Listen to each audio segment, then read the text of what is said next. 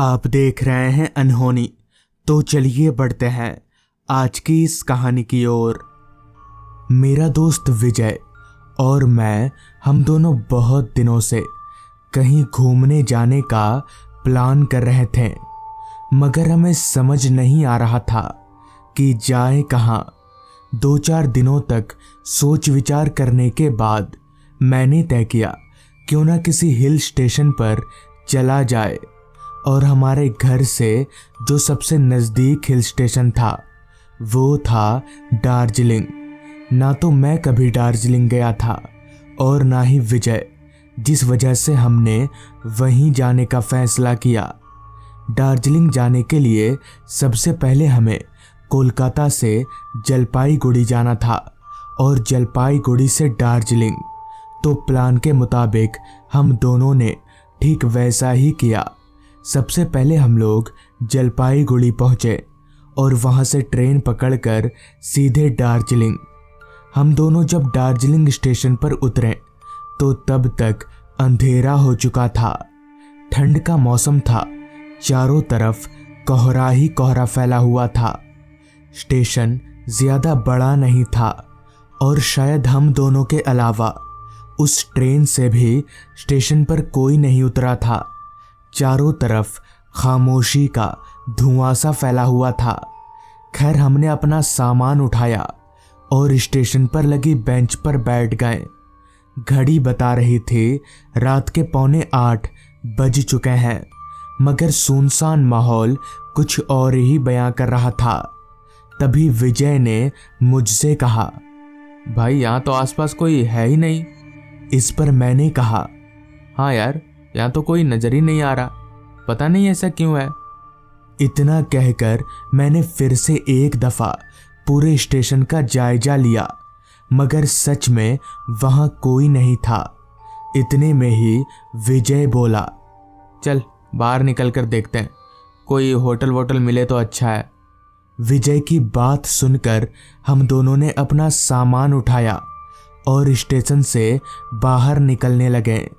चलकर जब हम लोग स्टेशन से बाहर निकले तो बाहर का माहौल देखकर हम और भी ज्यादा चौंक गए, क्योंकि बाहर अंदर से भी ज्यादा खामोशी पसरी हुई थी। दार्जिलिंग के बारे में अब तक मैंने जितना सुना था वैसा कुछ देखने को मिला नहीं था, जिस पर मैंने विजय से कहा, भाई ये दार्जिलिंग ही है ना? इस पर विजय ने हंसते हुए कहा, हाँ भाई ये दार्जिलिंग ही है। दरअसल आज ठंड बहुत ज़्यादा है, इसलिए भी हो सकता है कि आज कोई बाहर नहीं दिख रहा हो। विजय की बात में दम तो था, क्योंकि सच में उस रात ठंड काफ़ी ज़्यादा थी। और हो भी क्यों ना, दिसंबर का आखिरी हफ्ता जो चल रहा था, ऐसे में दार्जिलिंग में ठंड होना लाजमी ही था। खैर, हम दोनों ठंड को नज़रअंदाज करके किसी होटल वगैरह की तलाश में लग गए। स्टेशन के पास 1-2 होटल तो थे, मगर जब हम कमरा बुक करने के लिए होटल के अंदर गए तो पता चला कि सारे के सारे कमरे पहले से ही फुल हो रखे हैं। हमारी परेशानी और भी ज़्यादा बढ़ गई। समझ नहीं आ रहा था कि अब इस ठंड में रात कैसे गुजरेगी। हम दोनों ने मिलकर तय किया कि हम यहाँ से थोड़ा आगे जाएंगे। हो सकता है स्टेशन के पास के सारे होटल फुल हों और आगे जाकर हमें कोई खाली कमरा मिल जाए।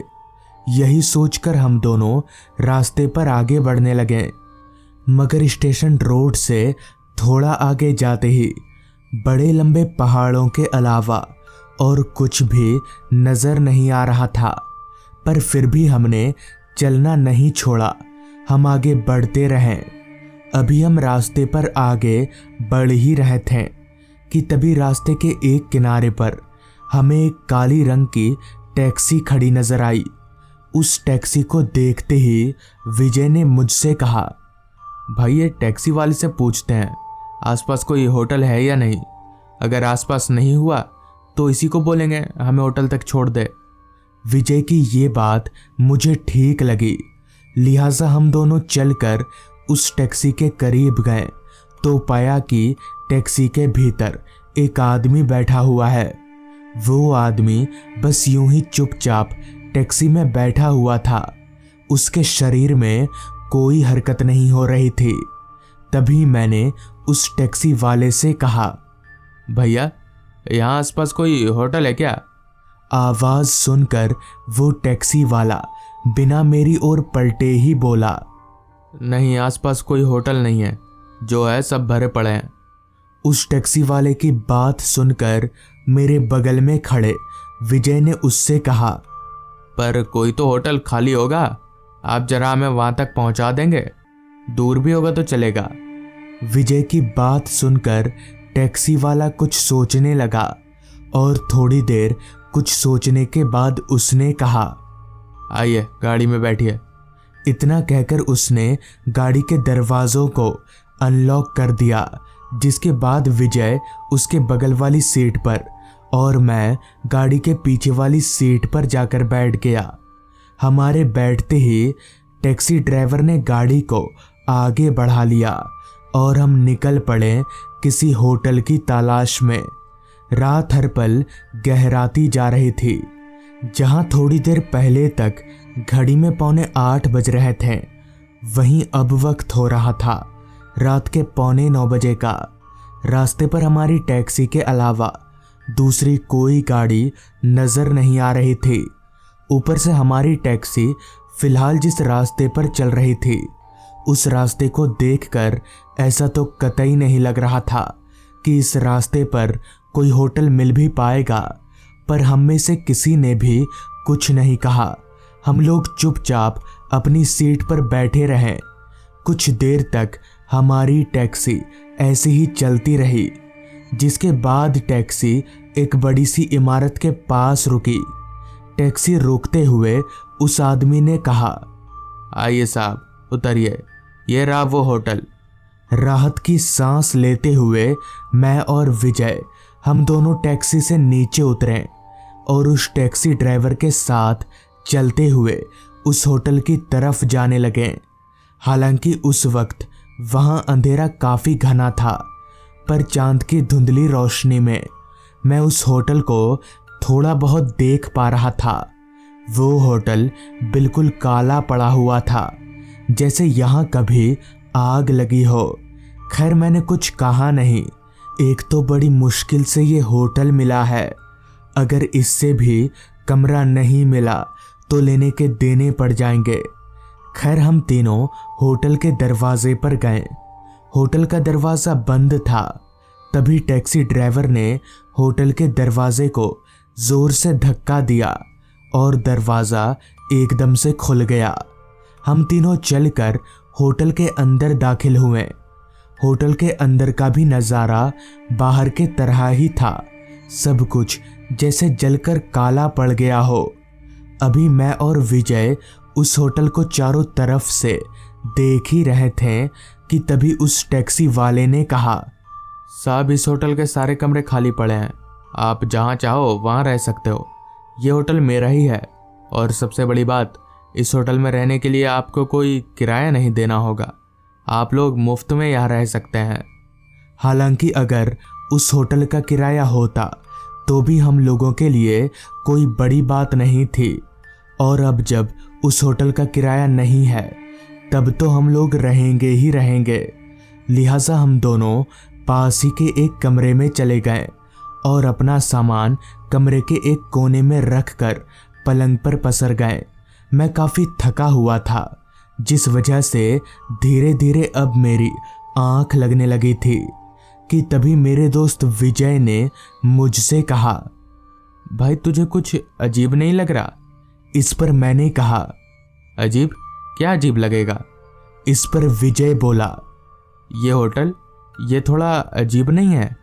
अभी विजय ने इतना कहा ही था कि तभी हमारे कमरे के दरवाजे पर दस्तक हुई। दस्तक की आवाज़ सुनकर हम दोनों चौंकते हुए उठकर बैठ गए। हम दोनों को लग रहा था कि शायद वो टैक्सी ड्राइवर होगा। लिहाजा मैं चलकर दरवाजे के पास गया और दरवाज़ा खोला, मगर हैरानी वाली बात कि दरवाजे के बाहर कोई नहीं था। मगर जैसे ही मैंने दरवाज़ा खोला कि तभी मेरे कानों में एक अजीब तरह की आवाज़ आने लगी, जैसे कुछ लोग आपस में बात कर रहे हों।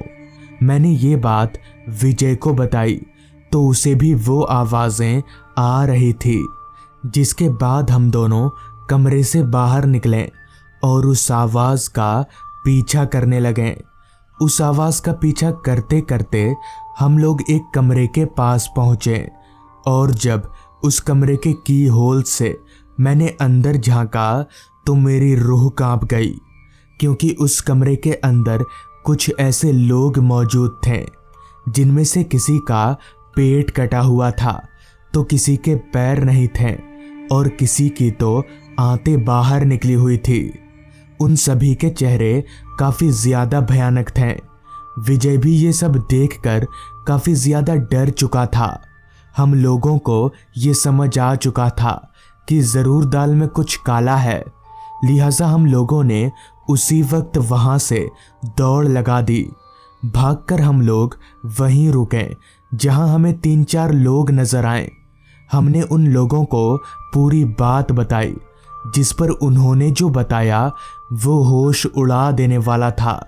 दरअसल उस होटल में लोगों को वो टैक्सी वाला बहला फुसला कर ले जाता था, जहां उन लोगों की किडनी, आंख वगैरह निकाल ली जाती थी और बाजार में बेचा जाता था और उन लोगों को जान से मार दिया जाता था।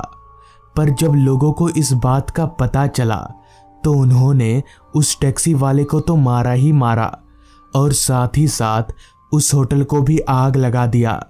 कहते हैं कि तभी से उन लोगों की आत्मा यहाँ भटकती रहती है और आज भी वो टैक्सी वाला लोगों को बहला फुसला कर उस होटल में ले जाता है। तो दोस्तों, ये थी आज की कहानी। अगर आपको ये कहानी पसंद आई हो तो चैनल को ज़रूर सब्सक्राइब कर लें। तो मैं आपका दोस्त आर्यन जल्द ही मिलूँगा आपसे ऐसी ही एक कहानी के साथ।